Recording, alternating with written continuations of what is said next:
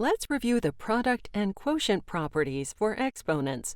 Remember, in each property, the base has to be the same. Simplify the expression h to the 4 times h to the 7. Since the expression contains the same bases and multiplication, you can use the product property for exponents. When the bases are the same and the expressions are being multiplied, you add the exponents. Simplify the sum in the exponent, and you can see that h to the 4 times h to the 7 equals h to the 11.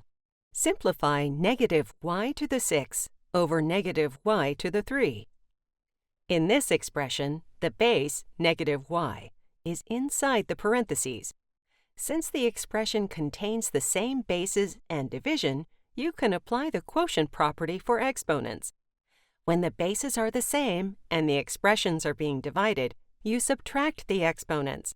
Simplify the difference in the exponent, and the simplified expression is negative y to the 3.